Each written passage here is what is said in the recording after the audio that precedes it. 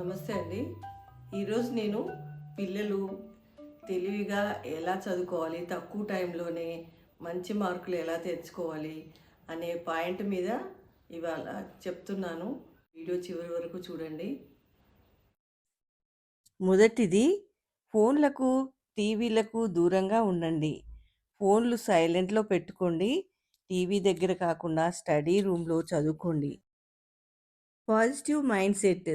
ఈ క్వెషన్ రావట్లేదు, ఇది చదవట్లేదు, చదవలేను, ఇంత పెద్దగా ఉంది అని నెగెటివ్‌గా ఆలోచించడం మానేసి, పాజిటివ్‌గా ఆలోచించండి. నేను ఇది చదువుతాను, నాకు బాగా వచ్చు అని చదివినట్లయితే మైండ్ షార్ప్ అవుతుంది. త్వరగా వస్తాయి. మీకు బోర్ కొట్టకుండా ఉండాలంటే హాఫ్ అన్ అవర్ స్టడీ మీద ఫోకస్ చేయండి. తర్వాత 5 నిమిషాలు రిలీఫ్‌గా ఉంటే దానివల్ల ఎఫెక్టివ్ లెర్నింగ్ బాగా ఉంటుంది. మైండ్ ఫ్రెష్ అవుతుంది. ఈజీగా లెర్న్ చేసుకోవచ్చు. ఇక డైలీ మీరు 7, 8 గంటలు నిద్రపోండి. మంచి ఆహారం తీసుకోవాలి.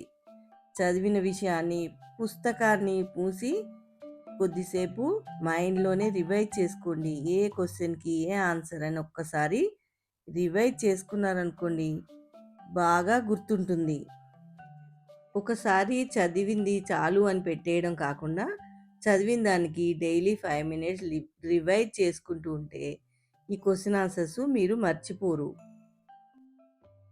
అంతేకాకుండా ఫ్రెండ్స్‌తో కానీ, పేరెంట్స్‌తో కానీ చదివిన విషయాలు డిస్కస్ చేస్తే కొన్ని విషయాలు తెలుస్తాయి. మరియు చదివింది కూడా బాగా గుర్తుంటుంది. ఇవన్నీ మీరు పాటించి, మీరు చక్కగా చదువుకోవాలి.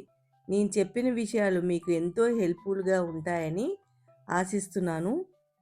All the best.